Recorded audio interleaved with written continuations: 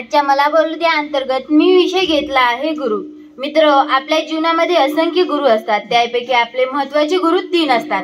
पहिली गुरु आपली आई, दुसरे गुरु आपले वडील आणि तिसरे गुरु आपल्या शाळेतले शिक्षक। मित्र, आपण जेव्हा जन्मतो त्यापासून आई आपल्याला राहायला शिकवते, जेवायला शिकवते, स्वच्छ कसं राहायचं हे सर्व काही आपल्याला आई शिकवते। आणि बाबा आपल्याला संस्कार काय असतात, कोणते गुण कशा असतात हे सर्व आपल्याला आपले बाबा शिकवतात। आणि आपल्या वर्गातले शिक्षक आपल्याला जगाकडे बघण्याची एक नवी दृष्टी देतात। जग कसं आहे हे आपल्याला गुरुजी शाळेत शिकवतात। मित्र, या तिन्ही गुरूंपैकी एक जरी गुरु नसला तर आपलं जीवन अर्धवट आहे। म्हणून आपण या तिन्ही गुरूंचा आदर केला पाहिजे। आणि मित्र, आई जेव्हा आपल्याला जन्म देते तेव्हा तिला किती त्रास सहन करावा लागतो आणि आपण मोठे होऊन तिला घराच्या बाहेर काढतो। तिला जर माहिती असतं तर तिने आपल्याला जन्म सुद्धा दिला असतं का? किती त्रास सहन करून ती आपल्याला जन्म देते। आणि एक मुलगी किती महत्त्वाची असते, जशी की आपली आई, ती आपलं माहेर सुद्धा सांभाळते, माहेरालाही आनंद देते आणि सासरी येऊन सासऱ्यांना सुद्धा आनंद देते। तिला जर माहिती असतं की आपण असं करणार आहोत तर तिने आपल्याला जन्मही दिला नसता। आणि आपण मोठे हवे असे जर कोणाला वाटत असेल तर ते तिघांनाच वाटतं। पहिले आपले वडील, दुसरी आपली आई आणि तिसरे आपल्या शाळेतले शिक्षक।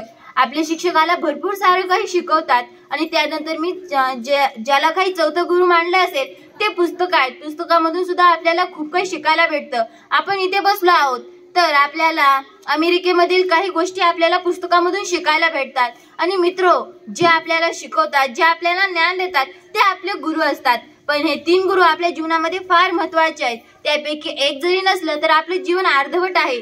म्हणून आपण नियमाने शाळेत गेलं पाहिजे, शिक्षकांची आनंदाने राहिलं पाहिजे आणि आपल्या आई वडिलांची मदत केली पाहिजे असं मला वाटतं। आणि मित्र, आपण या गुरूंचा आदर केला पाहिजे, कारण आपले आई वडील आपल्याला खूप काही शिकवतात, आपलं पूर्ण सांभाळ आयुष्यभर ते करतात। आणि आपण जर नोकरी लागलो तर आपण त्यांना घराच्या बाहेर काढून टाकतो, वृद्ध आश्रमामध्ये आपण त्यांना सोडून येतो। तर असं आपण केलं नाही पाहिजे, कारण ते आपले आई वडील आहेत आणि आई आपल्याला जन्म देताना फार त्रास सहन करते। तर आपण त्याचे उपकार फेडले पाहिजेत आणि त्या आईची किमया काय आहे हे आपण जाणून घेतली पाहिजे। आपले वडील आपल्यासाठी खूप चांगले भावना बाळगतात, आपण त्यांचा आत्मविश्वास तुटू दिला नाही पाहिजे। आणि आपल्या शिक्षकांनी जे आपल्याला होमवर्क दिला असेल ते सुद्धा आपण केला पाहिजे। आणि मित्र, गुरु जर आपल्या जीवनामध्ये नसले तर आपण काहीच करू शकत नाही। आपल्याला जर गुरु असले तरच आपण खूप काही करू शकतो। आणि आपल्याला जर या तिन्ही गुरु असेल तर आपण जग सुद्धा जिंकू शकतो। म्हणून आपण या गुरूंचे आदर बाळगले पाहिजे। आणि जे माणसं आपल्याला शिकवतात, आपल्याला काहीतरी देतात, आपल्याला ज्ञान देतात, तर आपण अशांचेही आभार मानले पाहिजे आणि त्यांच्याविषयी कृतज्ञता बाळगली पाहिजे। धन्यवाद।